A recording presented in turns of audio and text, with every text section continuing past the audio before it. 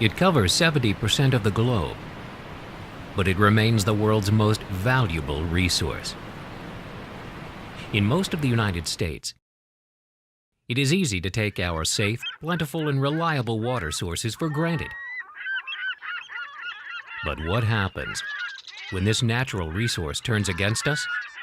What happens? It's not something anyone could control. And it may never happen in your lifetime, though it could.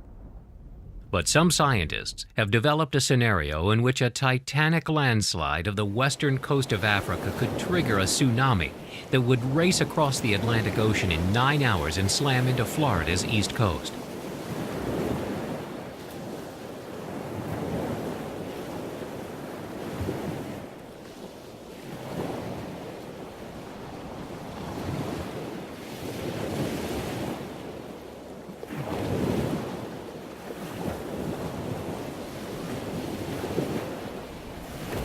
They say it would drop almost vertically from the Cumbravella's especially steep slope and straight into the waters, measuring 4,000 feet deep.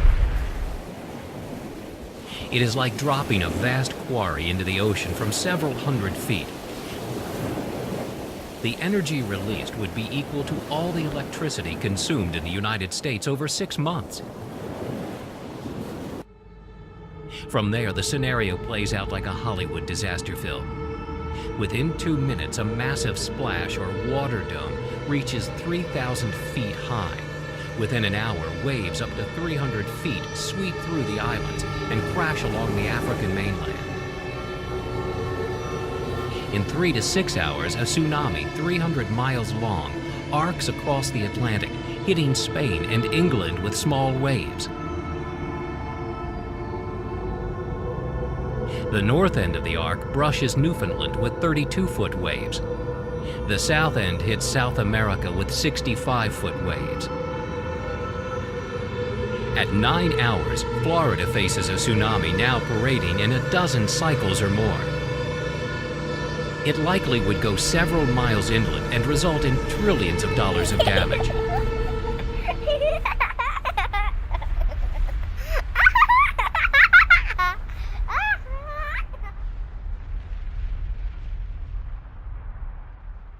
A computer model has it hitting Cape Canaveral harder than any hurricane, with a speeding wall of water 82 feet high, more than twice as tall as the 40-foot tsunami waves that devastated coastal areas Sunday across South and Southeast Asia, killing thousands.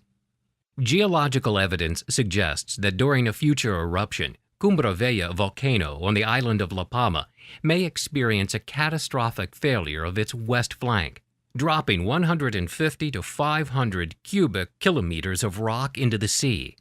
Waves generated by the runout could transit the entire Atlantic basin and arrive on the coasts of the Americas. Now the good news. Not wanting to scare the public, scientists add several caveats. The volcanic eruption would happen gradually, affording time to prepare. The model envisions the mountainside collapsing in one piece, and there's no telling how many eruptions it would take to bring about the collapse. Although that is good news, the Florida scenario made public in 2001 by a team of scientists in London and California should be one that creates much urgency at the National Oceanic and Atmospheric Administration. It's the worst place this could happen. It's not some remote deserted coastline. It's one of the most densely populated coasts in the world. Currently, that agency and others concentrate their efforts in the Pacific Basin, where the tsunamis caused by earthquakes occur with relative frequency. But the impact of a tsunami or a rogue wave would be serious. Just look at the costs of everyday severe weather outcomes. Here is the social and economic impact. Nearly 90% of all presidentially declared disasters are weather-related. On average, there are 500 weather-related deaths each year across America. Severe weather causes nearly $14 billion in property damage each year. 4 hurricanes in 2004 caused $42 billion. So the impact of a tsunami would be far worse. A tsunami would be a series of long waves created by a disturbance that displaces a large amount of water. It would be primarily associated with earthquakes in oceanic or coastal regions. Tsunamis could also be caused by landslides, volcanic eruptions, nuclear explosions, and even impacts from objects from outer space, such as meteorites, asteroids, and comets. Why are we not more alarmed? 1. The history of the climate exceeds the retained memory of mankind. 2. Because of mankind's limited memory, we turn the common earthquakes of the region into false alarms and overlook the deadly pattern that will repeat. 3. Our limited experience is focused on the nation's tsunami hazard mitigation implementation plan on protecting coastal residents in California, Washington, Oregon, Hawaii, and Alaska. But could a tsunami threaten a certain low-lying state at the other end of the country? One surrounded on 3 sides by water? One already plagued by hurricanes, wildfires, and drought? Scientists are only now engaging in basic research about the Gulf's continental slope.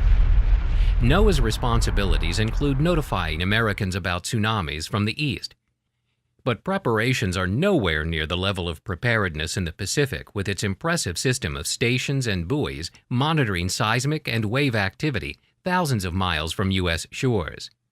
Plans are underway for a warning center based in Puerto Rico that would warn of tsunamis generated by earthquakes in the Caribbean. The Atlantic, however, is not as prone to earthquakes as the Caribbean or the Pacific. It doesn't have the same subduction zones where plates of the Earth's crust overlap and grind, eventually giving way to the pressure. Researchers are still tackling the question of how landslides cause tsunamis, the phenomenon that gives rise to the Florida scenario.